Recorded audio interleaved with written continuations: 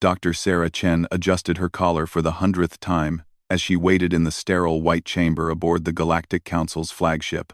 The metal walls hummed with an alien frequency that made her teeth ache, but she had learned to ignore such discomforts over the past 3 years. As humanity's lead representative to the Interstellar Confederation, she had endured far worse than uncomfortable vibrations. The door slid open with a hiss, and 3 beings entered the room.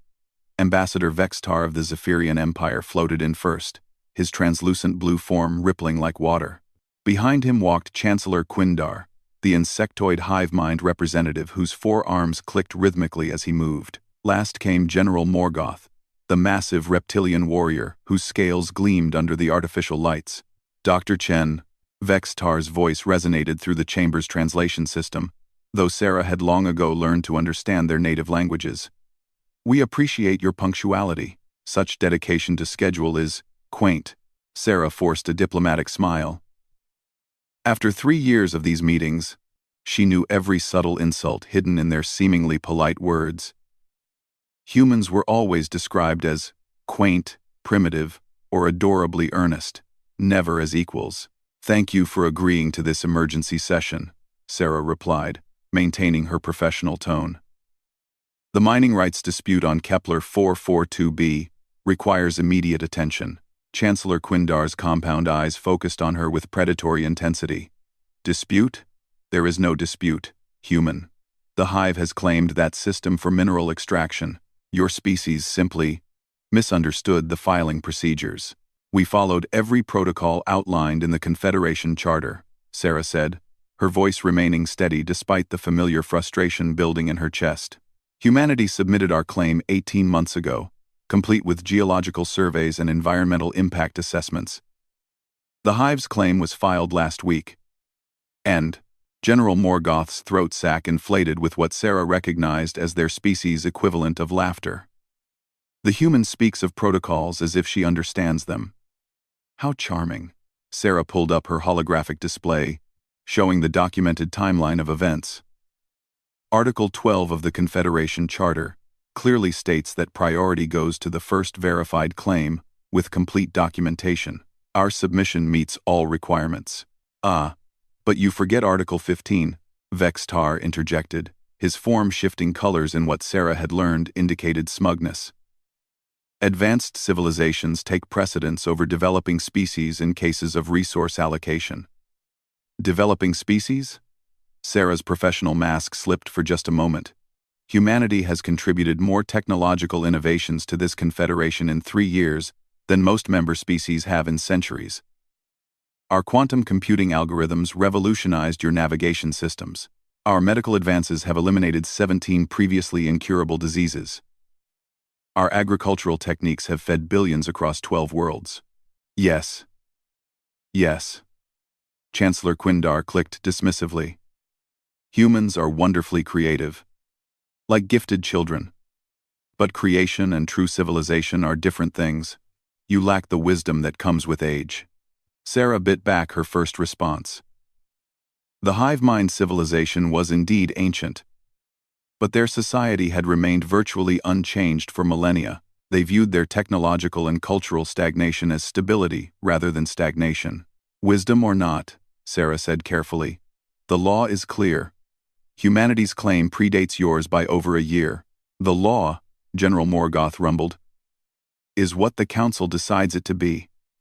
And the Council has voted. The Kepler system belongs to the Hive." Sarah's tablet chimed with an incoming message. She glanced down and felt her heart sink. The official Council ruling had just been posted. The vote was 12-1 in favor of the Hive, with only the Tauri delegation abstaining. Even species that had no stake in the matter had voted against humanity. "I see you've received the news," Vextar observed, his form now a pale yellow that indicated pleasure. "Perhaps now you understand your place in this confederation." "Our place?" Sarah stood slowly, her hands flat on the table. "And what exactly is our place?" Junior partners," Chancellor Quindar explained with patronizing patience. "Useful for innovation and labor, but not decision-making. Think of it as a mentorship program. We older civilizations guide, while you younger races learn. Sarah looked at each of them in turn. These three species controlled the majority vote in the council through various alliances and treaties. They had systematically voted down every human proposal for equal representation, every request for expanded trade rights, and every appeal for fair resource allocation. Humanity had been granted membership in the Confederation, but it was membership without true voice. The Kepler system contains enough rare Earth elements to power human expansion for generations, Sarah said quietly. Our colonies are struggling with energy shortages. Our people need those resources. And they shall have them, General Morgoth assured her in his booming voice. The Hive will graciously provide you with processed materials at fair market rates. Think of the jobs this will create for your people in the shipping and distribution sectors. Sarah's jaw tightened. Fair market rates set by the Hive meant prices 3 times higher than what they could achieve with their own mining operations. It would keep humanity economically dependent and technologically constrained. There's something else, Vextar continued, now shifting to a deep purple that Sarah recognized as anticipation. The Council has decided to implement new safety regulations for human vessels in contested space. What kind of regulations? Sarah asked, though she already suspected the answer would be devastating. Chancellor Quindar produced a data crystal and slid it across the table. Standard precautions. Human ships are fragile compared to our vessels. For your own protection, human craft will require escorts from Confederation forces when traveling through any system with strategic resources. Sarah picked up the crystal, her hands trembling slightly. This wasn't protection. It was supervision. Human ships would be monitored and controlled, their movements tracked and regulated. Any system worth exploring would be off-limits without Confederation oversight. These regulations go into effect immediately, General Morgoth added. Any human vessels currently operating in regulated space have 72 hours to return to designated safe zones or request proper escorts. Sarah's mind raced through the implications. Humanity had 12 exploration vessels currently conducting surveys in the Outer Rim, 3 cargo ships running supply missions to distant colonies, and a science vessel studying the anomalous readings near the Veil Nebula. All of them would be forced to halt their missions and return home like scolded children. This will cripple our exploration program, Sarah said, her voice barely controlled. Better crippled than dead, Vextar replied with false concern. Space is dangerous for species that haven't learned proper caution. The meeting continued for another hour, with the 3 aliens outlining additional restrictions and requirements that would effectively reduce humanity to a client state within the Confederation. Every proposal was presented as being for humanity's own good, every limitation framed as protection rather than oppression. Sarah listened with growing horror as they described mandatory technology sharing agreements that would require humans to submit all innovations for Council approval before implementation. They outlined new taxation structures that would redirect 60% of human trade profits to the Confederation Treasury. They detailed immigration restrictions that would prevent humans from settling on any world not specifically designated for their use. When the meeting finally ended, Sarah walked back to her quarters aboard the human diplomatic ship with mechanical precision. Her aide, Lieutenant Rodriguez, fell into step beside her. Dr. Chen? How did the meeting go? Sarah stopped walking and turned to look out the viewport at the swirling blue and green planet below. It was beautiful and rich with life, but humans would never be allowed to set foot on its surface. Like so many worlds, it was restricted to advanced civilizations only. They're putting us in a cage, Marcus, she said quietly. A comfortable cage with pretty bars, but a cage nonetheless. What do you mean? Sarah handed him the data crystal. Read this. Then send an encrypted message to Admiral Harrison. Tell him we need to convene an emergency session of the Human Defense Council. Lieutenant Rodriguez's face grew pale as he scanned through the new regulations. Dr. Chen, this is enslavement disguised as protection. Yes, Sarah agreed, her reflection staring back at her from the viewport glass. Her brown eyes looked tired, older than her 42 years. 3 years of diplomatic frustration had worn lines around her eyes and streaked her black hair with premature gray. They've been planning this all along. Grant us membership to legitimize their control, then slowly tighten the noose until we're completely dependent. What do we do? Sarah was quiet for a long moment, watching the alien world turn below. She thought about her daughter back on Earth, about the billions of humans counting on the Confederation membership to secure their future among the stars. She thought about all the compromises she had made, all the insults she had swallowed, all the time she had smiled and nodded while being treated like a backward child. For now, we comply, she said finally. But Marcus? Yes. Ma'am? Sarah's reflection smiled, and there was something in that smile that hadn't been there before. Something hard and determined and dangerous. Start compiling a complete database of every Confederation ship movement, every trade route, every military installation we've had access to. Cross-reference it with our technological innovations and industrial capacity assessments. Dr. Chen, that sounds like intelligence gathering, she finished. Because, Lieutenant, I have a feeling that our days of polite diplomacy are rapidly coming to an end. As their ship began its long journey back to Earth, Sarah stood at the viewport for hours, watching the stars wheel past. Each pinprick of light represented possibilities that had been snatched away from humanity. Futures that had been declared off-limits by beings who saw humans as clever pets rather than equals. The message from Admiral Harrison arrived 18 hours later. The Human Defense Council would convene in 1 week. Every colony world, every corporate consortium, every government faction would send representatives. For the first time since joining the Confederation, humanity would speak with a single voice. Sarah read the message twice, then deleted it from her personal files. She had spent 3 years trying to build bridges with the other species, trying to prove that humans deserved respect and equal treatment. She had been patient and diplomatic and reasonable. But patience had its limits. Diplomacy had its boundaries. The emergency session of the Human Defense Council convened in the underground chambers beneath Geneva, Earth. Representatives from every human world, corporation, and military faction gathered around the massive circular table that had been carved from a single piece of Martian obsidian. Sarah sat at the head of the table, her diplomatic credentials giving her the authority to call the session. Though she wondered if anyone would listen to what she had to say, Admiral Harrison spoke first, his weathered face grim as he activated the holographic display showing human territory. The situation is worse than we initially thought. The new Confederation regulations have effectively trapped us in a box, 12 light-years across. Every expansion route has been classified as supervised space, requiring escorts that cost more than our entire annual budget. Director Zhang from the Luna Mining Consortium leaned forward. It's not just expansion. They've reclassified 17 asteroids in the Sol system as potential archaeological sites. We can't touch them without Confederation permission, which requires environmental impact studies that take 3 years and cost millions of credits.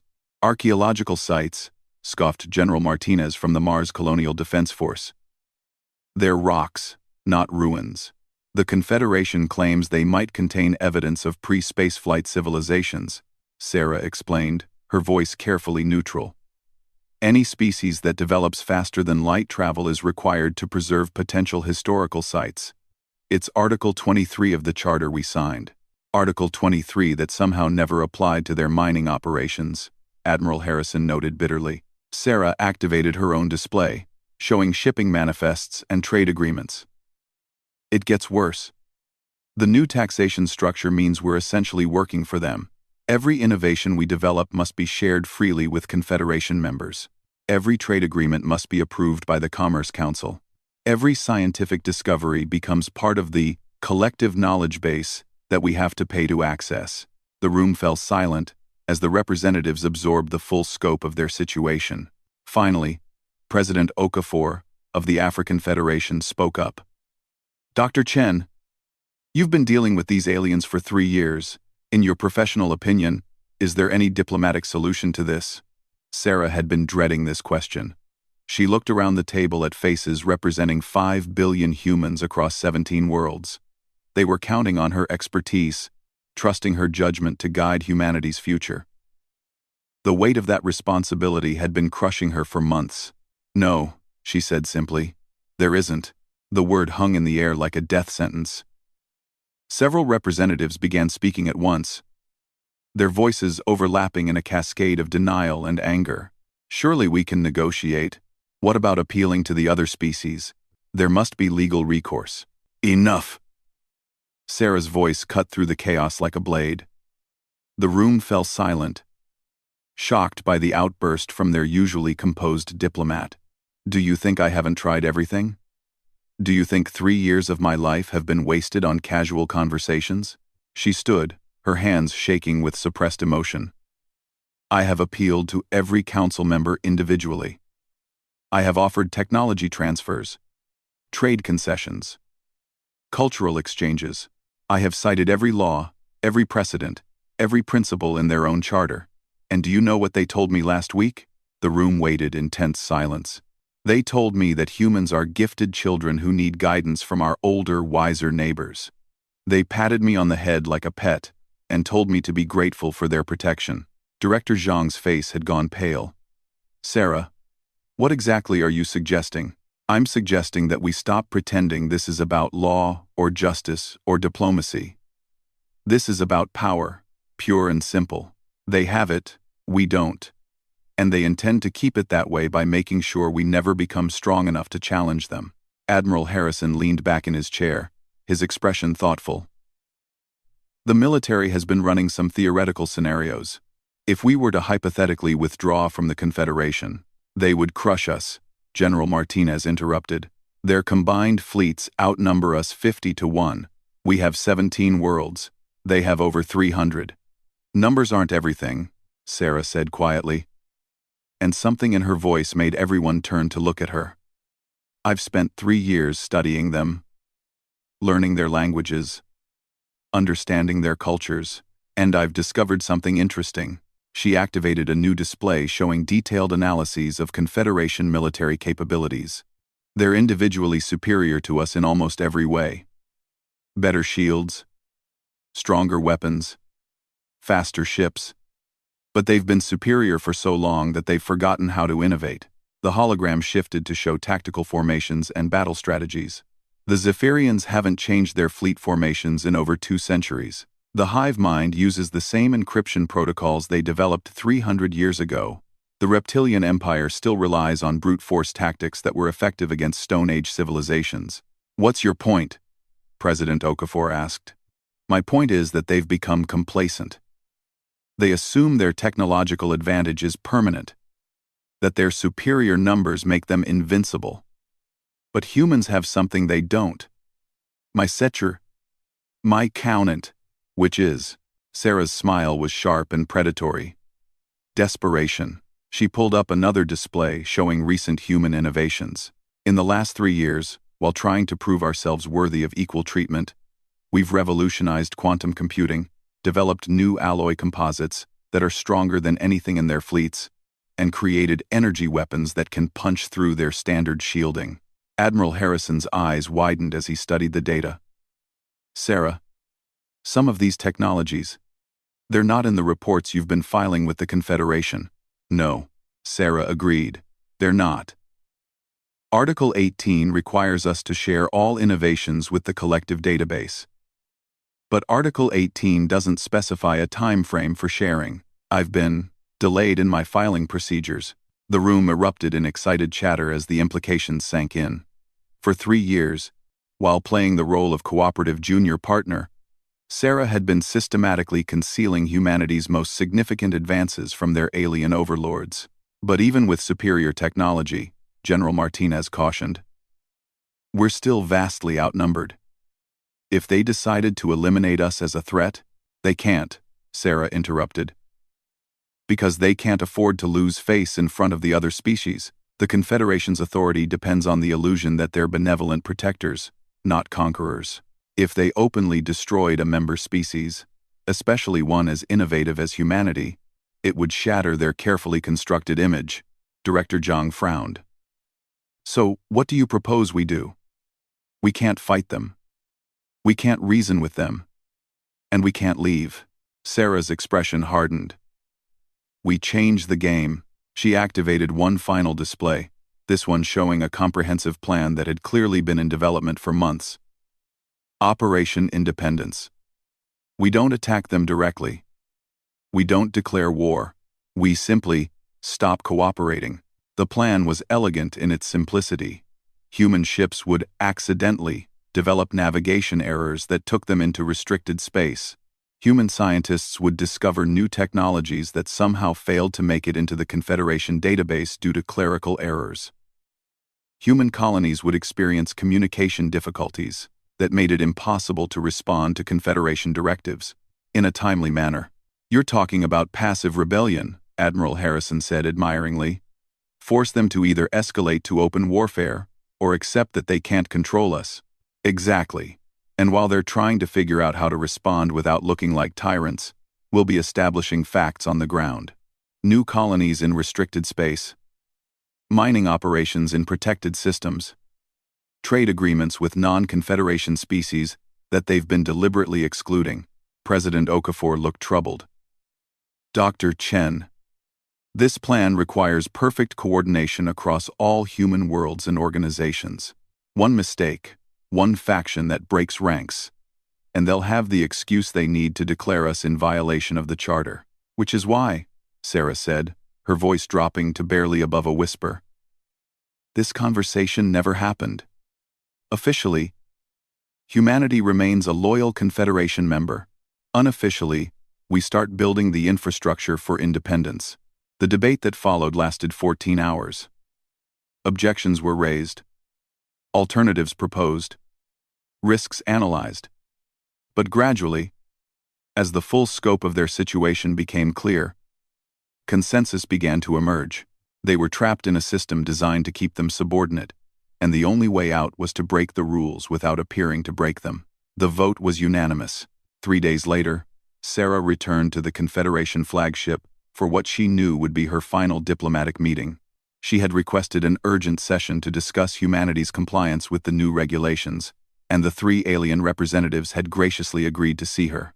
Dr. Chen, Ambassador Vextar, greeted her with his usual condescending warmth. "How delightful to see you again so soon. I trust humanity is adjusting well to the new security measures." "Actually," Sarah replied, settling into her chair with carefully practiced calm, "that's what I wanted to discuss. We're having some difficulties."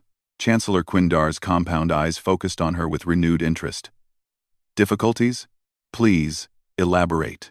"It's the escort requirements," Sarah explained, pulling up a holographic display of shipping routes. "Our cargo vessels are experiencing significant delays. The Confederation escorts seem to be overwhelmed by the demand." "Overwhelmed?" General Morgoth's throat sac inflated slightly. "Impossible. We have more than adequate forces to provide proper supervision." "I'm sure you do," Sarah agreed, pleasantly. "But somehow, our ships keep getting assigned to escort groups that are mysteriously unavailable when departure times arrive. Last week, 3 of our grain shipments to the outer colonies were delayed by 6 days because the escorts were reassigned to higher priority missions." The 3 aliens exchanged glances. This was the first they had heard of any problems with their new system. "Additionally," Sarah continued, "we've had some unfortunate incidents with the archaeological site restrictions. 2 of our mining crews accidentally began operations on asteroids that were apparently reclassified while they were in transit. They're quite apologetic about the misunderstanding." Vextar's form shifted to an orange hue that indicated irritation. "The reclassification notices were sent to all human facilities 3 weeks ago." "Yes, well, you know how unreliable our communication systems can be," Sarah said with a helpless shrug. "We're still using primarily quantum entanglement networks instead of your superior psionic relay systems. Sometimes messages get lost." For the next hour, Sarah systematically reported a series of minor failures and misunderstandings that, taken individually, seemed like the inevitable growing pains of a young species struggling with complex new regulations. But taken together, they painted a picture of either breathtaking incompetence or deliberate non-compliance. Human exploration vessels had malfunctioned and ended up conducting surveys in restricted space. Human scientists had forgotten to file several breakthrough discoveries in the shared database. Human colonies had misunderstood taxation requirements and submitted payments that were precisely 17% short of the required amounts. This is unacceptable. General Morgoth rumbled, his scales darkening with anger. These are not accidents. This is willful defiance. Sarah looked genuinely shocked by the accusation. General, I assure you that humanity remains completely committed to our Confederation membership. These are simply the inevitable challenges of implementing such comprehensive new regulations across 17 worlds and dozens of corporate entities. Then you will fix them, Chancellor Quindar stated flatly. Immediately. Of course, Sarah agreed readily. Though I should mention that our compliance teams are projecting it may take several months to fully implement all the necessary procedural changes, possibly longer if we keep experiencing these technical difficulties. The meaning was clear. Humanity would comply. Eventually. Maybe. If nothing else went wrong in the meantime. The three aliens spent another hour detailing specific requirements and deadlines, their voices becoming increasingly sharp as they realized that their elegant system of control was being quietly but systematically undermined. Sarah listened with perfect diplomatic attention, taking careful notes and asking clarifying questions that demonstrated humanity's sincere desire to comply with all regulations. When the meeting finally ended, Sarah stood and gathered her materials with the same professional competence she had shown for 3 years. Thank you for your patience as we work through these adjustment issues. I'm confident that humanity will find a way to meet all Confederation requirements. As she reached the door, Ambassador Vextar called out, Dr. Chen? She turned back with a polite smile. Yes? I hope you understand that the Confederation's patience is not unlimited. Sarah's smile never wavered. But something changed in her eyes. Something hard and cold and utterly implacable. Of course, Ambassador. I wouldn't dream of testing it. The door slid shut behind her. And Sarah walked back to her ship with steady, measured steps. Behind her, 3 alien representatives sat in troubled silence, finally beginning to understand that the clever, compliant humans they thought they had tamed were proving to be far more dangerous than they had ever imagined.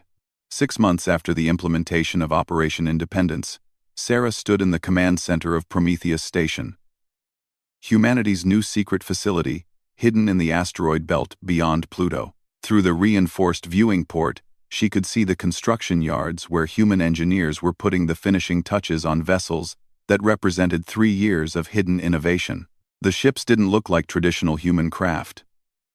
Gone were the sleek, efficient designs that had characterized Earth's early space program. These vessels were angular, aggressive, and built with one purpose in mind: to level the playing field with species that had enjoyed technological superiority for millennia. Status report, Sarah requested, her voice calm, despite the gravity of what they were about to attempt. Admiral Harrison consulted his holographic displays. All 17 colonial fleets are in position. The new Damascus-class destroyers have completed their shakedown cruises and are operating at full capacity. Our intelligence network confirms that the Confederation forces are still using their standard patrol patterns, Director Zhang added, from her position at the Resource Management Console. Mining operations in the Vega system are exceeding projections. The rare earth deposits there will give us enough raw materials to expand the fleet by 300% within the next year. Sarah nodded, allowing herself a moment of satisfaction. The Vega system had been declared off-limits to human expansion 18 months ago, classified as a strategic reserve for the Confederation's exclusive use. But humans had a talent for finding ways around inconvenient restrictions. The main display activated, showing a real-time map of known space. Red markers indicated Confederation strongholds and patrol routes. Blue markers showed official human territory, but scattered throughout the display were dozens of green markers. Unauthorized human settlements, mining operations, and research facilities that officially didn't exist. Dr. Chen, the communications officer, called out, "We're receiving a priority transmission from the Confederation flagship. Ambassador Vextar is requesting an immediate conference." Sarah exchanged glances with Admiral Harrison. They had been expecting this call for weeks. The Confederation had finally realized that humanity's compliance difficulties were not accidental technical problems but deliberate acts of defiance. "Put him through," Sarah ordered. The holographic display shifted to show the familiar blue, translucent form of Ambassador Vextar. But his usual smug confidence had been replaced by barely controlled anger. Behind him, she could see Chancellor Quindar and General Morgoth, their alien expressions dark with threat. "Dr. Chen." Vextar's voice carried a cold fury that the translation systems couldn't quite mask.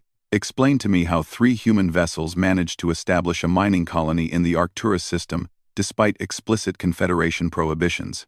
Sarah tilted her head with practiced innocence. "I'm afraid I don't know what you're referring to, Ambassador. According to our records, no human ships have been authorized to travel to the Arcturus system." "Because they weren't authorized." Chancellor Quindar's multifaceted voice buzzed with rage. "They were explicitly forbidden. And yet we have confirmed reports of human installations on 3 different asteroids in that system." "How peculiar," Sarah mused. "Have you confirmed that these are actually human installations? I know some of the newer species in the Confederation use technologies that might appear similar to ours." General Morgoth's throat sac inflated to twice its normal size. "Do not insult our intelligence, human. We have visual confirmation. The installations bear clear human markings and respond to Earth-standard communication protocols." Sarah made a show of consulting her tablet. "Admiral Harrison, do we have any reports of missing vessels that might have suffered navigation failures and accidentally ended up in restricted space?" Harrison played his part perfectly, reviewing fictional documents with furrowed concentration. "Actually, Dr. Chen, we do have 3 cargo haulers that went missing 6 months ago during routine supply runs to the outer colonies. They were carrying automated mining equipment at the time." "There you have it," Sarah said to the alien representatives. "It appears we've found our missing ships. Their crews probably activated the mining equipment to create emergency shelters while they worked on repairs. I'm sure they'll be delighted to know you've located them." The 3 aliens stared at her in disbelief. The excuse was so transparently false that it barely qualified as a lie. Yet it was technically possible within the constraints of their own regulations. "This charade ends now," Vextar declared, his form shifting to a deep red that indicated absolute rage. "Confederation enforcement fleets are already moving to remove all unauthorized human installations from restricted space. Any resistance will be met with appropriate force." "Ambassador," Sarah replied, her diplomatic mask finally beginning to slip, "I hope you'll give our missing crews sufficient time to complete their repairs before forcing them to evacuate their emergency shelters. It would be unfortunate if they were stranded in space due to overzealous enforcement." "They have 24 hours, General Morgoth growled. "After that, we will consider them pirates, operating in violation of interstellar law." The transmission ended, leaving the command center in tense silence. Sarah stared at the blank display for a long moment, then turned to face her staff. "Gentlemen, ladies, we've just been given our ultimatum. The Confederation has decided to abandon all pretense of legality and move directly to military action. The question is, are we ready to respond?" Admiral Harrison's grin was fierce and predatory. "Dr. Chen, we've been ready for months." The next 24 hours passed with agonizing slowness as reports flowed in from across human space. Confederation fleets were indeed moving toward every known human installation in restricted territory. Intelligence estimates suggested they were deploying enough firepower to sterilize entire worlds, let alone remove a few mining stations. But the aliens had made one critical error in their planning. They assumed that humans would react the way any sensible species would react when faced with overwhelming force. They would surrender or flee. What they hadn't accounted for was the possibility that humans might choose to fight. "All fleets report ready," Admiral Harrison announced as the deadline approached. "Damascus Squadron is in position at Vega.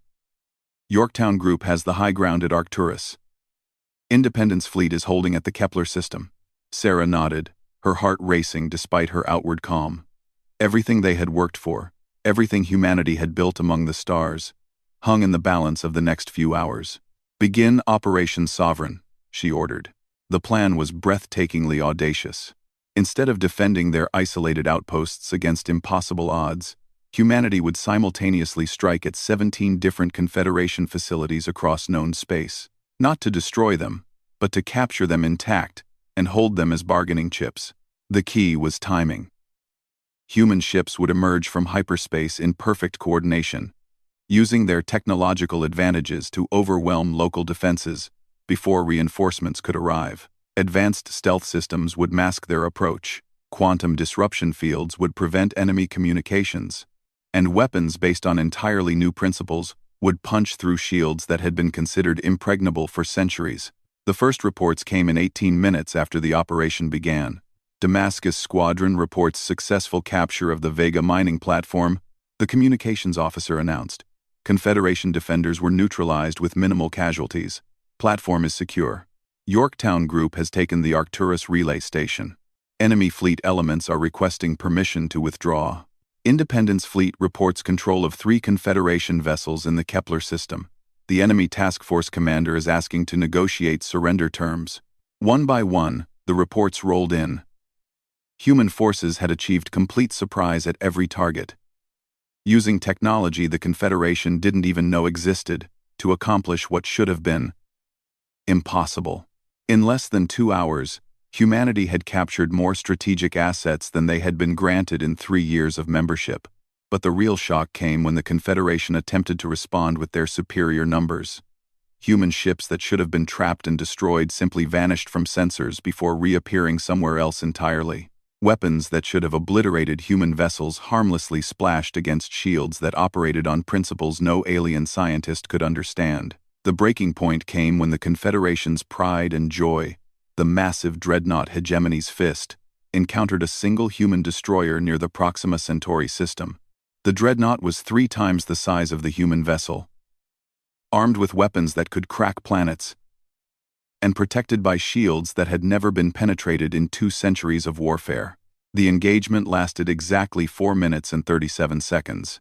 When it was over, the Hegemony's Fist was drifting in space with its engines disabled, its weapons offline, and its shields completely depleted.